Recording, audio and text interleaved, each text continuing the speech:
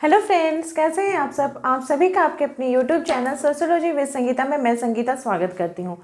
आज का हमारा सोशियोलॉजी का जो टॉपिक है उसमें हम भारतीय समाजशास्त्री महात्मा गांधी जी के ट्रस्टीशिप के जो उनका सिद्धांत है, जिसे कि हिंदी में न्यायशीलता का सिद्धांत या फिर अभिभावक सिद्धांत के रूप में भी जानते हैं। तो ये जो थोड़ी है ये आपको क्या चीज़ बता रही है, इसके बारे में हम लोग पूरे डिटेल्स में देखते हैं। देखिए, महात्मा गांधी जी जो थे वो पूंजीवाद के विरोधी थे। वे नहीं चाहते थे कि समाज में पूंजीवादी वर्ग मौजूद हो। आप सभी ने कार्ल मार्क्स का वर्ग संघर्ष का सिद्धांत पढ़ा होगा, जिसमें कि कार्ल मार्क्स के द्वारा ये बताया गया है कि समाज में जब तक समाज है तब तक यहाँ पे दो प्रकार के वर्ग पाए जाएंगे और वे दो प्रकार के वर्ग के बीच आपसी जो संघर्ष रहेगा वो विद्यमान रहेगा। तो आपको न्यायशीलता का जो सिद्धांत है इसमें यही बताया जा रहा है कि महात्मा गांधी पूंजीवादी के विरोधी थे। वे बोलते थे कि पूंजीवादी में क्या होता है कि कोई व्यक्ति या कोई व्यक्तियों का जो समूह है वो बहुत अधिक धनी हो जाता है, उनके पास बहुत ही ज़्यादा पूंजी हो जाती है, और किसी व्यक्ति के पास पूंजी की जो होती है वो मात्रा इतनी कम हो जाती है कि उनका समाज में रहना भरण पोषण करना भी संभव नहीं होता। वे पश्चिमी पूंजीवादी व्यवस्था के वो पसंद नहीं करते थे।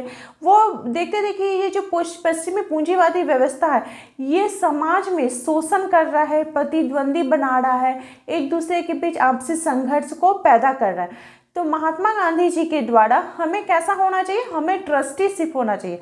ट्रस्टीशिप से आप क्या समझते हैं? ट्रस्टीशिप में क्या होता है कि किसी समूह को, किसी एक संस्था को ट्रस्ट बनाया जाता है कि वो दूसरों को संरक्षण प्रदान करेगा।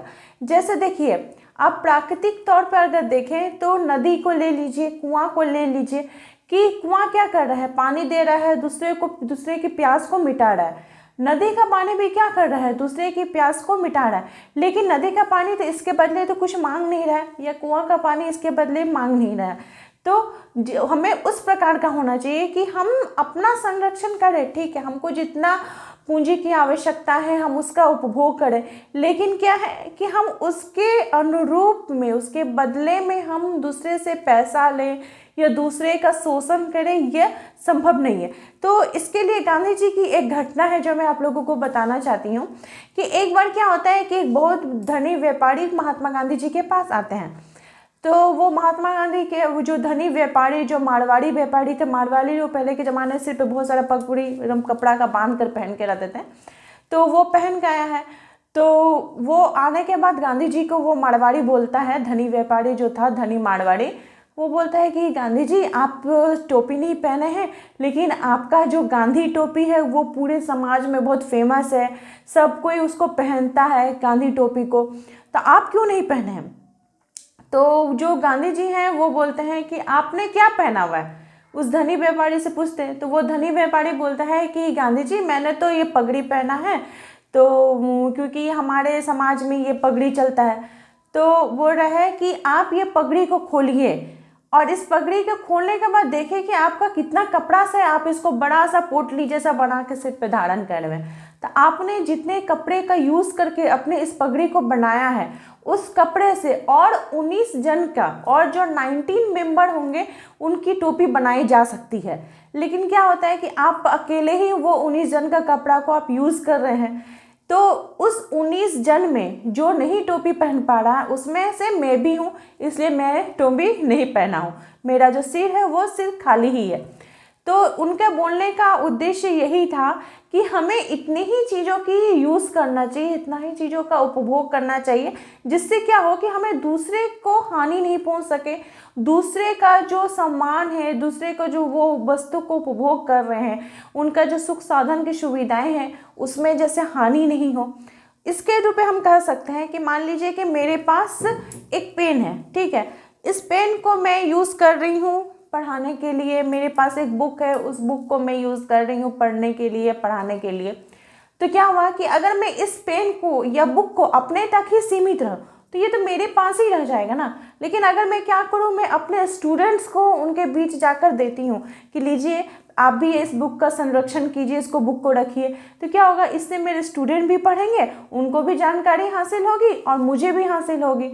तो इसको ही बोला जा रहा है कि हमें संरक्षण बनना चाहिए, हमें दूसरे के साथ न्याय करना चाहिए, न्याय एक सबके साथ समान करना चाहिए। गांधी जी इस बात पर नहीं बोलते हैं कि आप अपने चीज़ों को यूज़ मत कीजिए, आप अपने सुख सुविधाओं का त्याग कर दीजिए। त्यागना नहीं है, आप इतना ही उपभोग करें कि जिससे कि दूसरे की सुख सुविधाओं की हानि ना हो, दूसरे जो वर्ग के लोग हैं वो कुचले दबले नहीं। उनका मानना था कि कोई ऐसा नहीं हो जाए कि बहुत ज़्यादा जो वो पूंजीपति वर्ग बन जाए, वो शीर्ष पे रहे और उनके नीचे जो लेबर लोग हैं वो पूरे दब जाए। तो इनका ये न्यायशीलता का सिद्धांत इसी बात पर बल देता है। उन्होंने और भी उदाहरण देके बताया कि जैसे आप समझ सकते हैं कि एक मोबाइल हमारे पास है, उस मोबाइल का हम लोग यूज़ कर रहे हैं। तो अभी फैमिली मेम्बर में देखिएगा सबके पास 1 या 2 मोबाइल रहता ही है। तो ठीक है, हम 2 मोबाइल का यूज़ कर रहे हैं, लेकिन क्या हो कि अगर हम कहीं बाहर जा रहे हैं तो हम अपना मोबाइल क्या करते हैं, किसी दूसरे को दे के जाते हैं कि प्लीज़ ये मोबाइल को मेरा ज़रूरत नहीं है बाहर ले जाने के लिए, तो आप रखो, मैं आऊँगा फिर उसके बाद ले लूँगा।